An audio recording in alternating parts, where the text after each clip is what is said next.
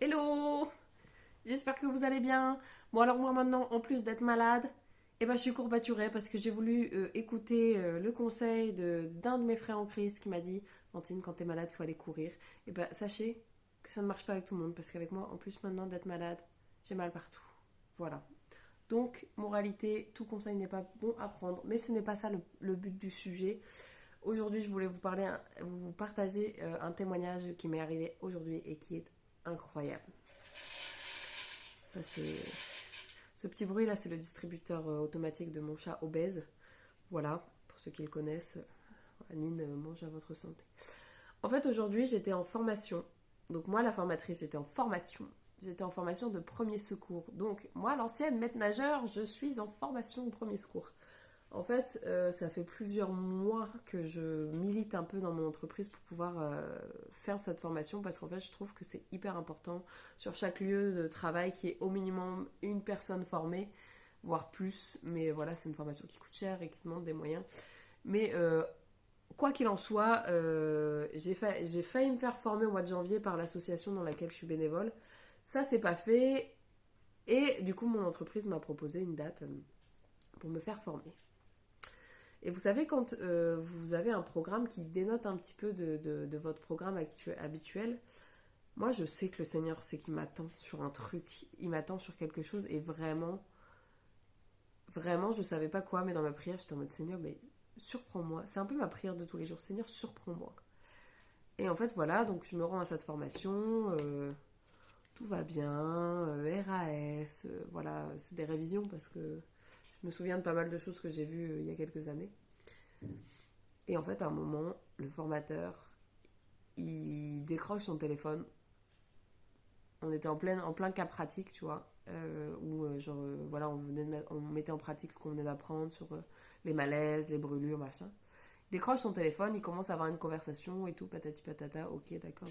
Il raccroche et il nous dit, c'était l'hôpital pour m'annoncer que ma fille de 2 ans a un cancer. Ambiance coupée.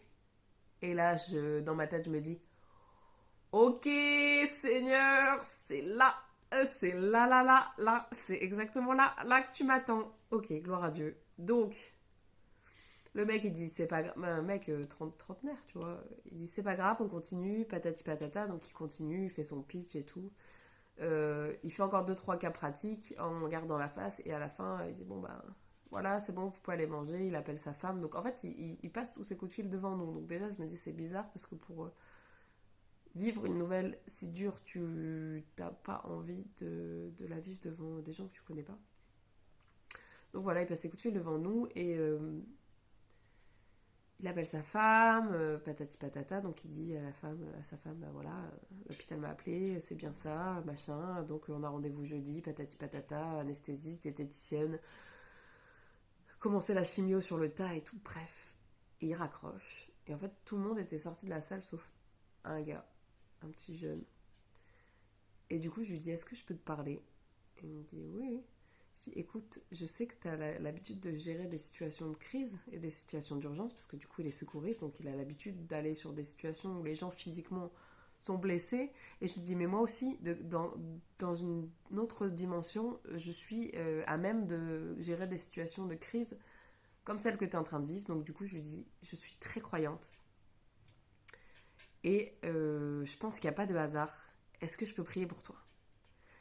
Et là, il me dit, ouais, il dit, moi je suis pas croyant. Il dit, peut-être je crois qu'il y a un truc au-dessus de nous là qui fait qui- on comprend pas tout, tu vois. Et j'étais en mode, ok, je dis, mais moi il y a 2 ans, j'étais pas croyante et maintenant j'ai vu le Seigneur faire tellement de choses autour de moi et dans ma vie que je sais que je suis là pour une raison. Est-ce que je peux prier pour toi et tout? Et donc je prie pour lui. Et puis en plus, il me dit, ouais, mes collègues, j'ai des collègues qui sont très croyants, enfin qui sont croyants, euh, qui prie aussi pour nous et tout. Donc je dis, bah voilà, confirmation. Et donc du coup, je prie pour lui.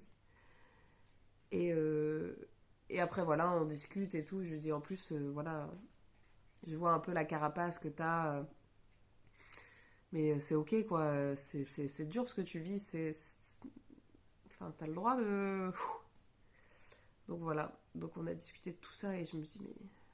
Je suis rentrée chez moi pour manger le midi et j'étais en mode, sur un nuage. J'étais en mode, mais Seigneur, t'es tellement fidèle. Tellement fidèle. Tellement fidèle. Là, c'est une rencontre. C'est une connexion divine qui a eu lieu. C'est une connexion divine qui a pris place vraiment. Cet homme, ça là, c'est le début de son histoire avec Jésus.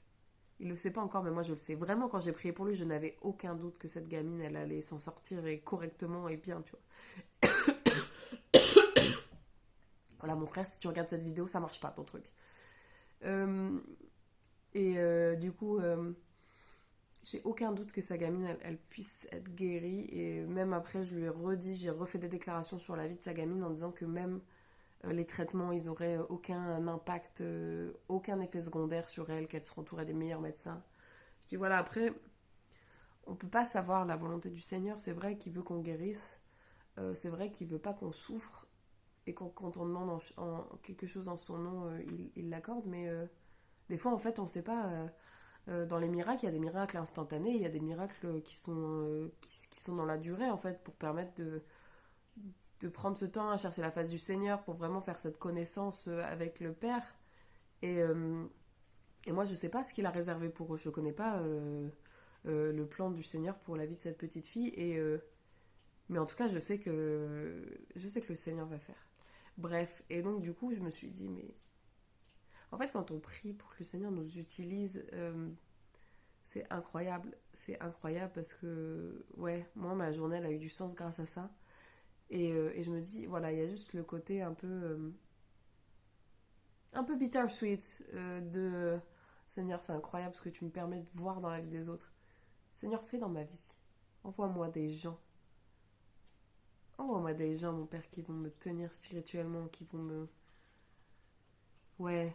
En fait, plus on avance dans un niveau de foi, plus it's lonely, you know. Mais bon, le Seigneur fait grâce.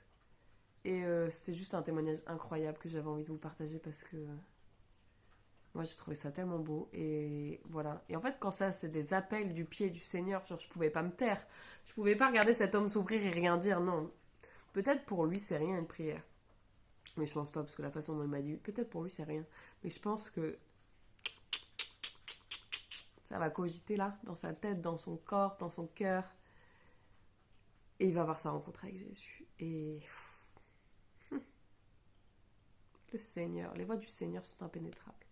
Bref, soyez bénis si vous avez des témoignages à raconter. N'hésitez pas, franchement, je trouve que c'est tellement important. Tellement important. Voilà, gros bisous à tous et j'espère que vous vous portez bien. À bientôt.